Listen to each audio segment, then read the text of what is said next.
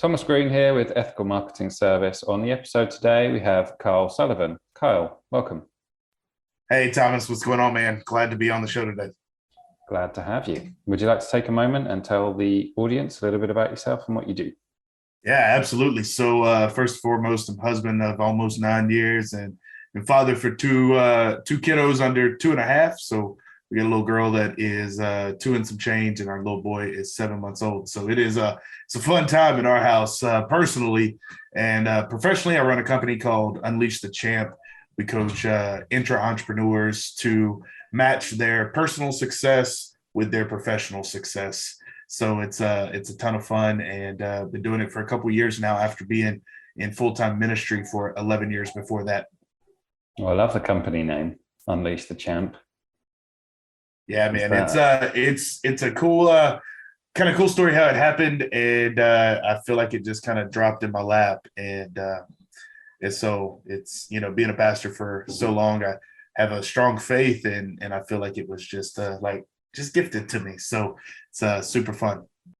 Well, the first question I was going to ask you was, what is the number one thing someone needs to be successful? But prior to that, what does it mean to you to be successful? Oh man, love that question. So to be successful for me is more future pace. So getting to the end of my life with as few what ifs as possible. So to be successful, get to the end of your life with as few what ifs as possible, and then along the way, being able to put yourself out there, get uncomfortable. And it's less about the goals that you hit, but it's about the transformation that happens within.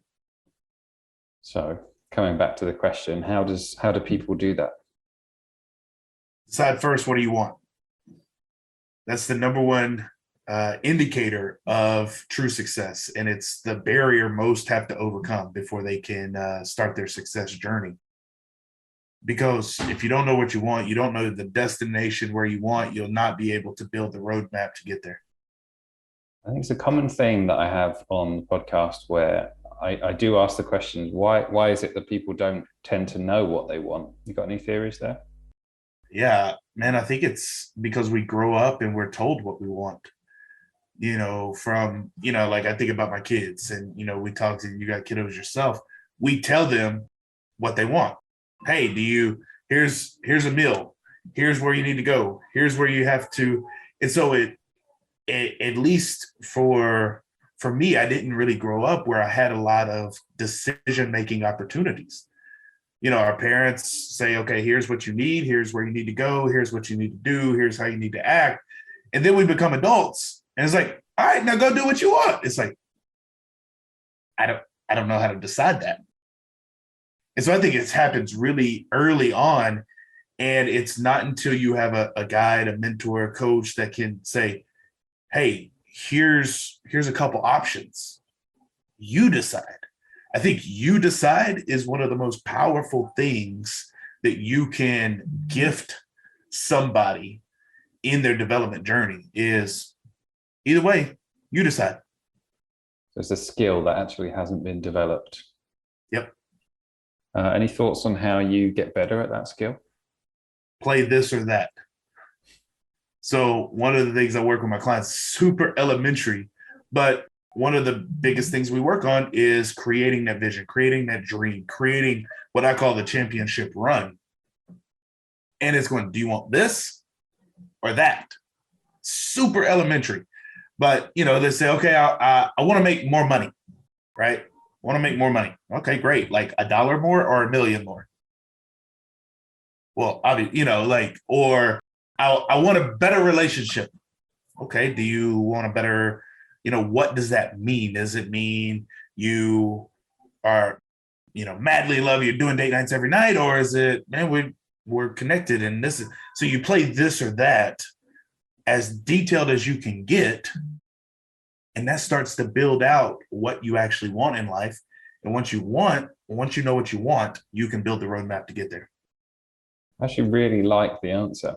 And I never heard it before. I did check out your socials, and I really like the this and that video. And like I said, I haven't heard anyone talk about that. And I think you did say it's elementary, but at the same time, I mean, if you say to someone, "Do you want 100,000 or do you want a million?" In they would know what they want, and that kind of helps them get there. Right. And both are okay. And I think that's the thing that we get paralyzed because we're so afraid that if we say we want this, we're missing out on something. But really, it's just going where you're at right now, to the best of your ability, to the best of your knowledge. Do you want this or that? And there's security, there's freedom, and there's clarity because of it. You mentioned that you've gone from, or the business owner thing is new. When did it start? Coming up on 2 years. Okay, not so new. How's it going? Right. It's the most fun and frustrating thing I've ever done in my life. It's, I had a lot of success in ministry, and the churches that I got to work for had global reach, and I got to be in front of thousands of people and all of this amazing stuff I got to be a part of. And I got really good at that. I was, in ministry full time for 11 years. And then starting this, no connections in the business world, no systems, no structure. I came into organizations and had the playbook. Okay, here's how you operate. And honestly, I realized very quickly how bad of a boss I was when I was left alone. And so I had to grow through that, and I had to grow through the systems and the SOPs and KPIs, all of that stuff. I had to set all of that. And so it's a ton of fun now. But what you well know, and there's levels to this thing. I feel like every day I'm like, I had no clue that this was a possibility. I had no clue, like, man, if I do this little thing, it can affect this. And so it's the most fun, frustrating, and fulfilling thing that I've done outside of, probably my marriage and being a father. So, what's an example of being a boss where you did something previously, and how you would do that now? Oh, Thomas, when I first got started, I had a lot of initial success in comparison to income and what I was making in ministry. And then, we came out the gate and I was just super aggressive and, messaging and getting on clients, getting people in the program. And then I got complacent because when you have an influx of money, it's like, this is amazing. But that money is not going to keep coming in unless you keep doing the work. And so there were times where, man, we shot up and I was like, man, this is amazing. And Thomas, I'm playing golf like 3 days a week. I'm like, I'm just, oh, great. We have all of this money. But I realized that the actions I do today, the return on that 2, 3, 4 months from now. So what I'm doing today will pay off because you're building relationships, you're building rapport, you're establishing authority. It's the know, like, and trust factor. And so I did not understand that. I had all of this pride and I had all of this, like, I knew I was going to be amazing at this. And it was like a hit in the face. And one of my favorite quotes is by Mike Tyson. He said, everybody has a plan until they get hit in the mouth. And man, I got hit in the mouth, and there was like, holy crap, I don't know where to go. I don't know what to do. And so then I had to go back and go, okay, what did I learn from a decade plus being in leadership and leading people? And I had to build in those systems for myself and be accountable to me. And then it started to pick up the momentum because then I had the playbook and I know, okay, I'm gonna do what's in the playbook. If I do that, then the success will come. Well, the flip side of your example as well is if you're spending 3 days on a golf course, you sort of don't feel it until a few months later. There it is. Yep.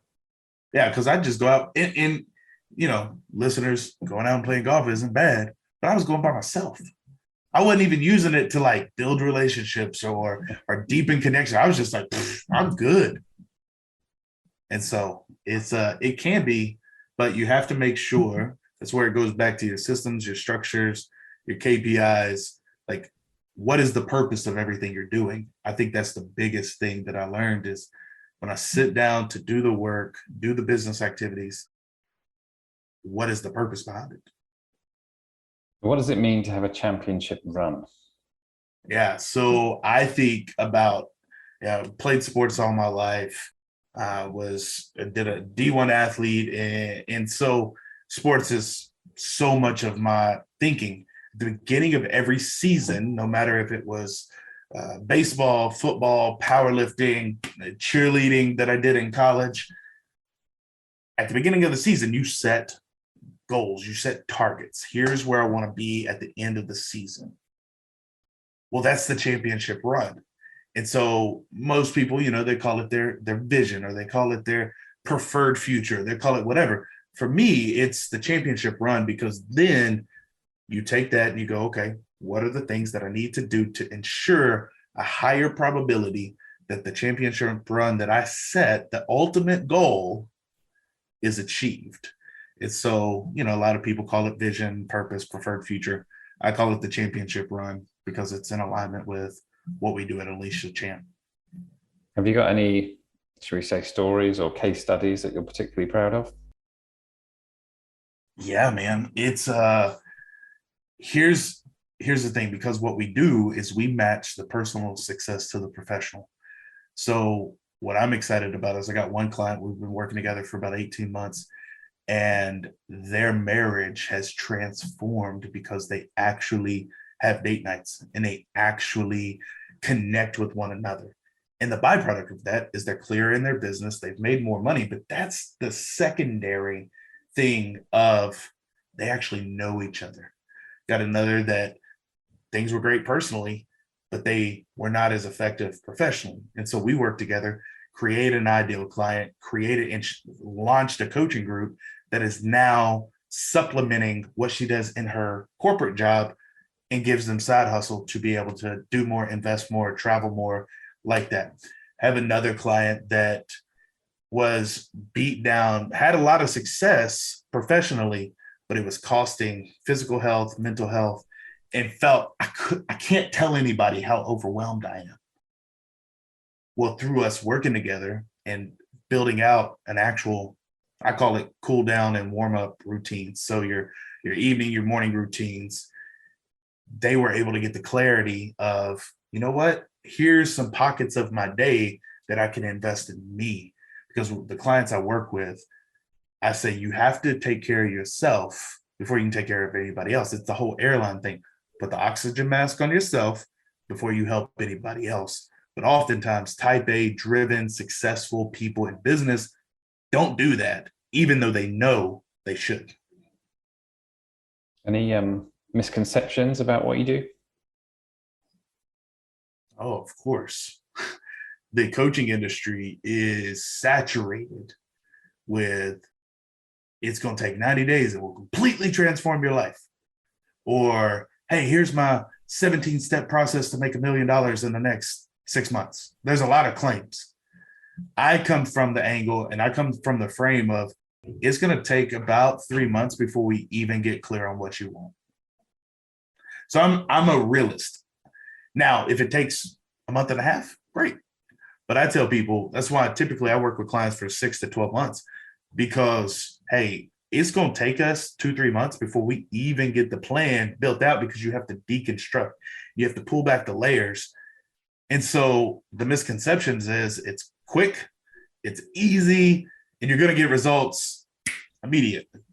Now there's portions of that, but it's how you define results. So setting up a morning and an evening routine is a result, but the benefits of it come weeks or months later.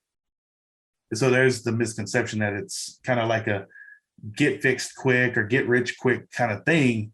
And transformative performance coaching is not that. It's submitting to somebody, asking the right questions for you to go within, hearing the right advice and implementing it, and not just this kind of microwave mentality that I'm going to put this in, I'm going to get to work and boom, it happens. It's the consistent behavior over time in the right direction that's going to yield the results. It's not a get fixed quick type of deal. Yeah, I like under promise and over deliver. That's right. Whereas most people are the opposite, obviously. Right. And regarding the people you work with, the coaching clients, do you see that there's any trend in common problems? Yeah.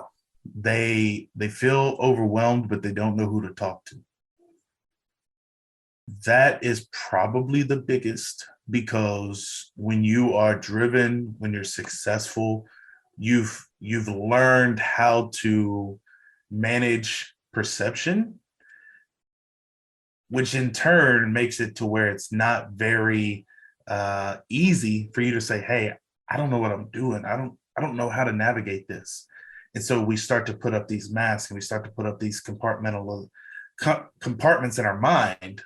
So that's one thing. Another barrier or problem is that you think everything's all right. You think everything is okay. And so when I start asking like questions like, okay, great, you have all this professional success, you're making more money than you ever thought possible. How's your marriage? Oh, yeah, it's good. Would your wife say that? Would your husband say that? Maybe not. And so you start to peel back the layers.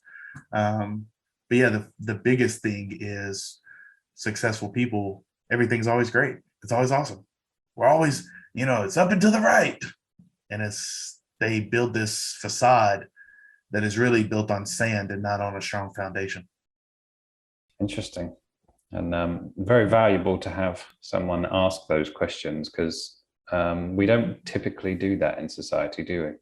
Right. And yeah, there's a perception problem, I suppose it comes back to, which is if someone actually does do that, then we've got the perception to maintain. Yeah. I call it appropriate vulnerability. Because what I am not telling your listeners is that as you as the leader should just be like, I'm terrible. This is overwhelming. Because you'll weaken your leadership. But what I am saying, like everybody shouldn't know everything, but somebody should know everything. And so I treat it as, I have about 5 people in my life that they have the all access card to the stadium that is Kyle Sullivan. They can ask me anything. They can ask me as deep of a question. They can get in my tail and say where I am not doing what I said I was going to do. Like, they have full access. The whole world does not have that. And so it's being able to have that appropriate vulnerability, and you share with your team, hey, this is a challenge that we're having. Here's the plan. But before that, you got to have somebody to flesh this stuff out with. Can you talk to me about the playbook? 100%. So the playbook is a simple yet effective way to set targets in 4 phases of our life. So personally, that's your body, because you're not going to be any good if you don't take care of your body. Your relationship to yourself and those around you. Your emotional, that's your mindset, that's your limiting beliefs, that's the things that are keeping you stuck and the ways in which you will move forward. And then professionally, it's what you do for your career. So what we do with the playbook is we give it to people and say, okay, in these 4 phases of life, personal, relational, emotional, and professional, where do you need to grow? Where do you need to go? And we don't set annual reviews. We don't set year-long. I don't have a 1-year, 3-year, 5-year plan. I set 90-day targets, 90-day seasons. We have 4 seasons in our world. We got 4 seasons in the playbook. So when you can set those small, attainable, stretching goals and targets within a 90-day period, you can start to see way more momentum, because it increases your urgency, it increases clarity, and it allows you to go, okay, if I have an off day, I don't beat myself up over it. I don't make it to where it's like, woe is me, I suck, this sucks, I'm terrible. You just go back to the playbook and say, okay, what did I say I would do today? I'm going to do those things. Interesting. It's really cool. It makes me think, how did you come up with this? At what point did you think all the things that I've learned from sports and everything I can apply to coaching? How did that come about?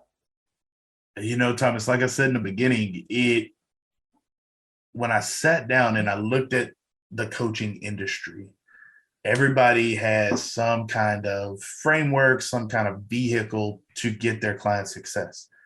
And so for me, I love the idea of Unleash the Champ. Obviously, it's what I named the business. And so I started viewing everything through the frame of sports. And so I don't say morning routine, I don't say evening routine. I say your warm up and your cool down. I don't say, I don't say vision for your life. I say, what is your championship run? And so I took common terms in our industry and I said, what would the equivalent be to sports? Because the people that I serve, though not professional athletes or not whatever, they have a background in sports. And so it's common language that they're familiar with. And so it allows for them to attach and say, okay, yeah, I remember, like with the playbook. I remember when I was in sports and I got handed a playbook and I had to learn the plays to be successful. I know, man, at the beginning of a game, we'd have a warm-up routine. And at the end, we'd have cool down, whether it's taping, icing, whatever. So I just took common terms and thought, what's the sports term equivalent? And that's how it all came to be. Oh, you mentioned something, and I was going to ask you about that, which is, do you attract certain people as a result of this type of, I'm not even sure you call it branding, I'm not sure your approach, the opposite is also what I also want to know, which is, do you attract people who have no context of sports at all? No. No, because and I don't offer that. So if I'm working with somebody and one of the questions that I ask is like, tell me about your past. Like, were you involved in any team activities? Were you involved in anything? Tell me about the best coach you ever had. And so if they start talking about, sports, they start talking about, okay, I played softball, or I played football, or I did rugby, or I did polo, or I did whatever. Okay, like you're going to get the imagery. You're going to get the analogies. If they say, I was in Glee Club, probably not going to be the best fit. So, Kyle, tell me about the best coach you've ever had. So the best coach I ever had was Coach Eldridge.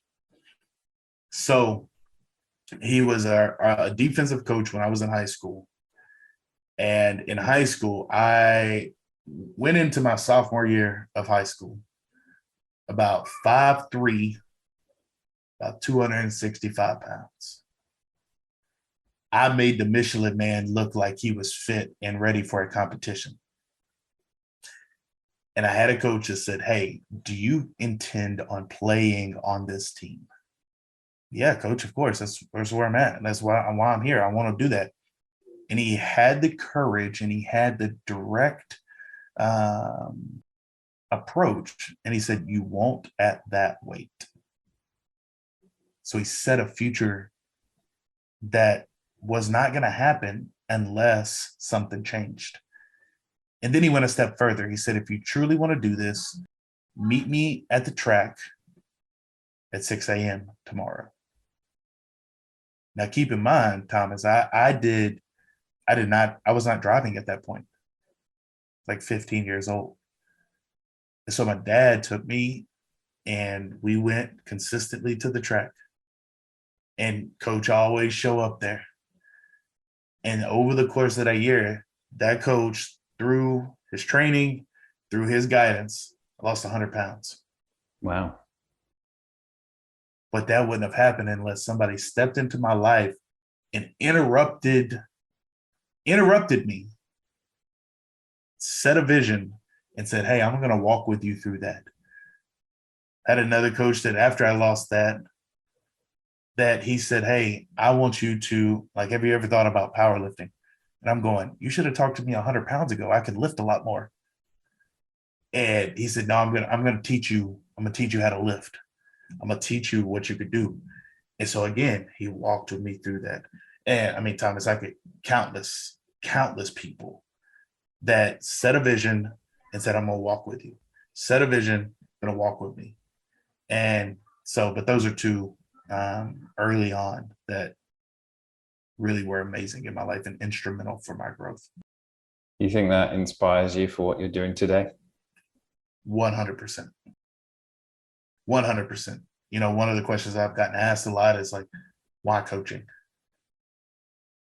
And it's because I had so many people throughout my life that said, here's where you could be. Here's how I can help. Here's where you could be. Here's how I can help. Here's your struggle. I have a solution. Here's your pain. I have a playbook.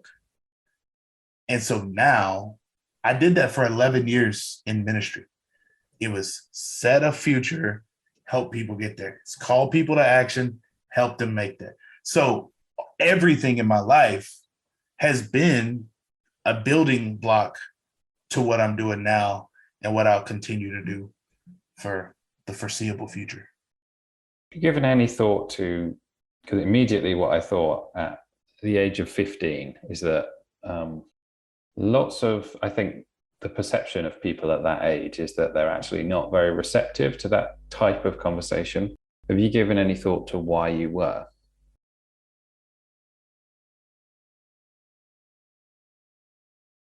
I think for me, right time, right moment, right person.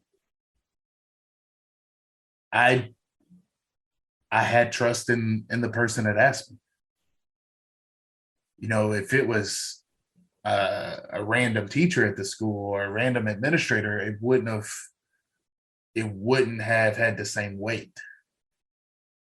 But because this person was my coach, because this person what I had watched him interact, and he had interacted with me with a lot of times before the moment of like, you got to put up or shut up. And so I think for me, I craved that and didn't know it. I think subconsciously I wanted to change. I wanted to evolve. I wanted to do something different, but it wasn't until it was set out before me that the discomfort of change outweighed the state of staying where I was at. Great answer. Coming back to the topic of learning, what have you learned in this season of life? That what we think we are capable of pales in comparison to what we're actually capable of. You know, Thomas, I started this business not in the start, but really in the peak of pandemic life. I quit it. I quit a career. I quit everything I'd known for 11 years. My daughter was 8 months old at the time. My wife was working, but not making enough to sustain our family. And I had a dream. I had a vision. I had the championship run. And I was 51% sure that it would work. That's all I needed. And what I'm learning and what I continue to learn is that, man, it's so cliche. Your listeners hear this and be like, okay, whatever. But like when you step out on your own, you have to level up. You have to put yourself in uncomfortable situations. And I tell people, hey, probably don't duplicate the way in which I did this.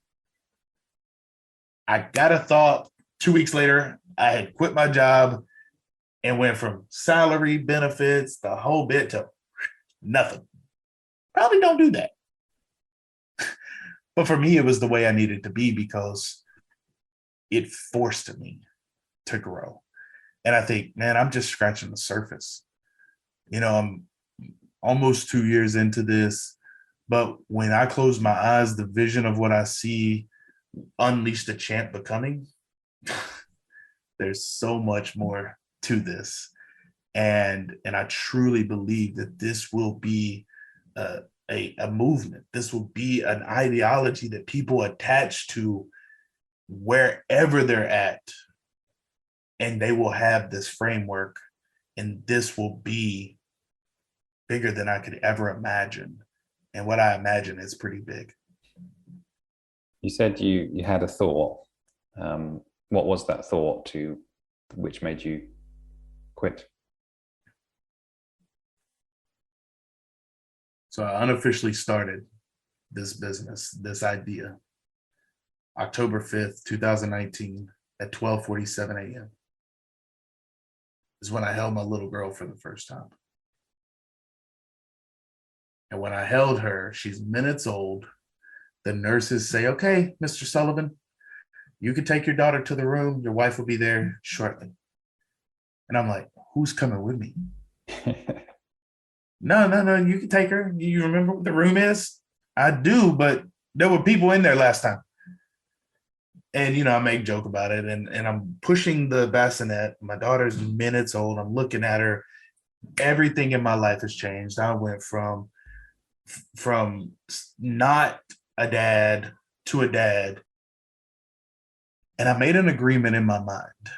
And I verbally said it to Piper. I said, "I'm going to give you presence of time, not just presence of things." And that was the moment.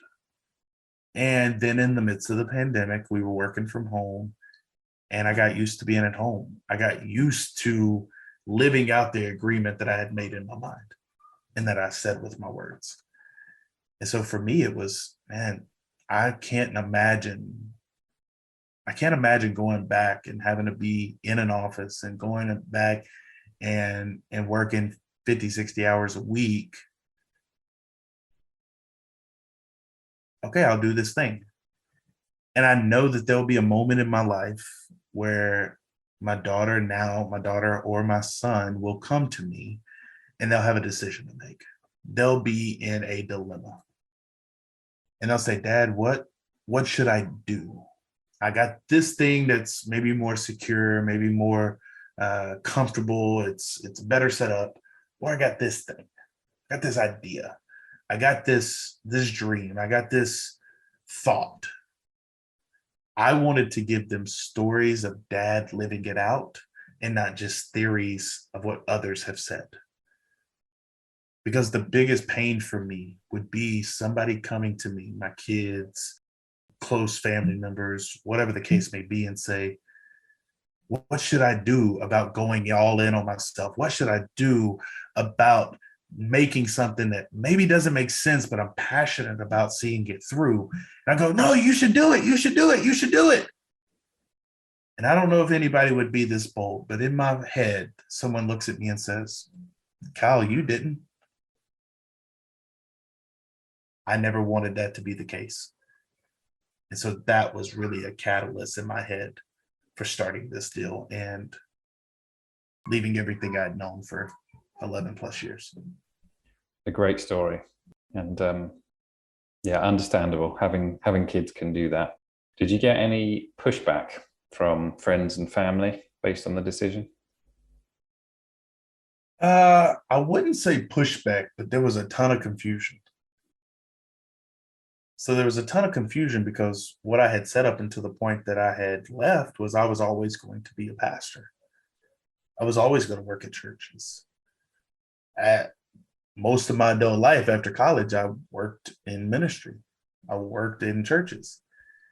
And so people were questioning and people were confused. What's interesting about when we leave something, people think you have to villainize the past for you to have done something different in your future. And for me, I loved what I did.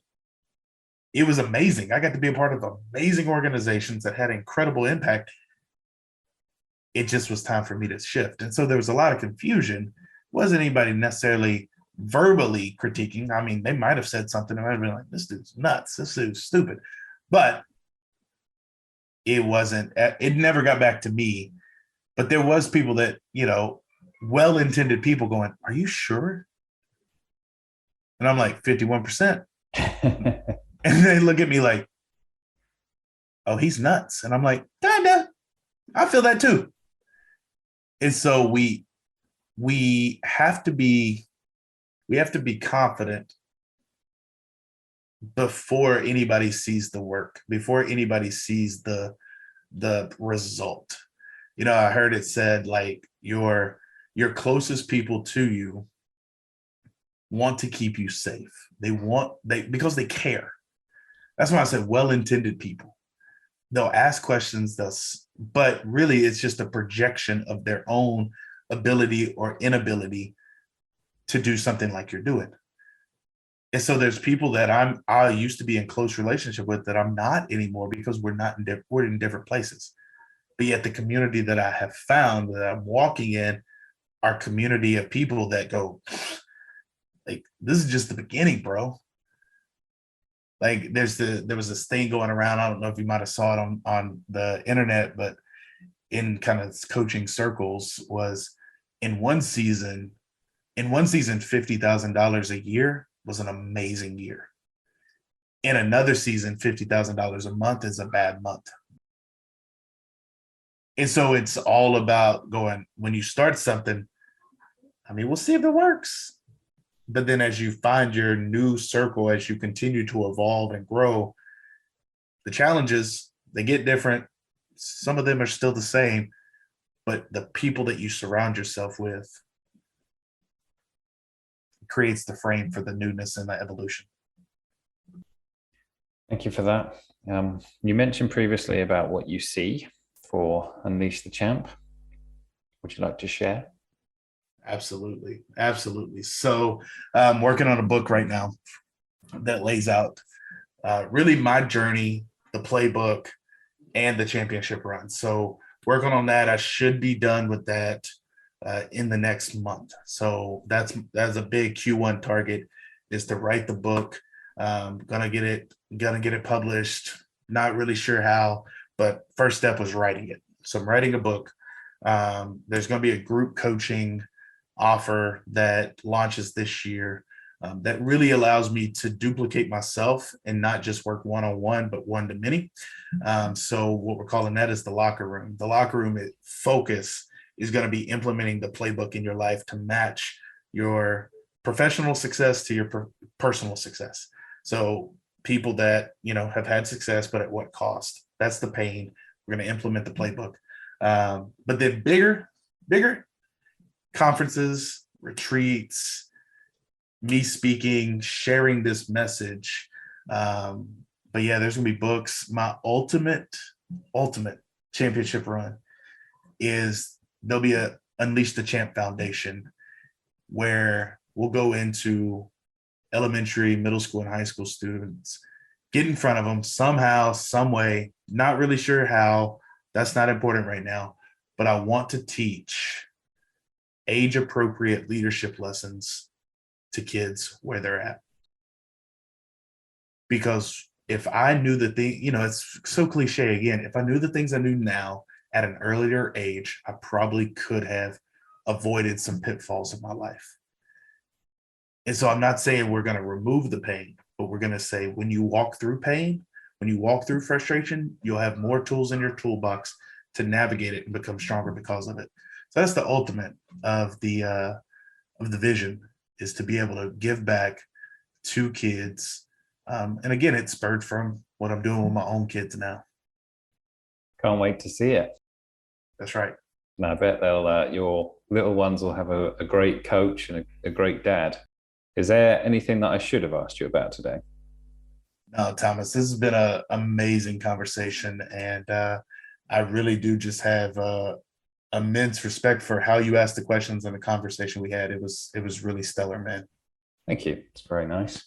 If there are some people out there who are like, yeah, I definitely want to hire Kyle, where do they go?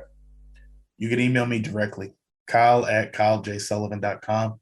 I would send you to our website, but I don't know when this gets released, but we're probably about 3 weeks out from a redesign of our website. But the website is kylejsullivan.com. There's a form you can submit there. But if you want to take the bull by the horns, get on the field right now. Email me directly, kyle@kylejsullivan.com. And any closing thoughts for us today? Yes, I love this question because a big lesson that I've learned, we've kind of talked about it in pieces, but if you're listening today and you say, I know I got something more in me, I want to have this personal and professional success aligned without losing my sanity, understand that what you want in going this or that is peace. Peace follows your obedience and your action. It rarely precedes it. So make a decision, take action, and you'll get the peace you desire. Great close. Kyle, you've been a great guest. Thank you very much. Awesome. Thanks, Thomas.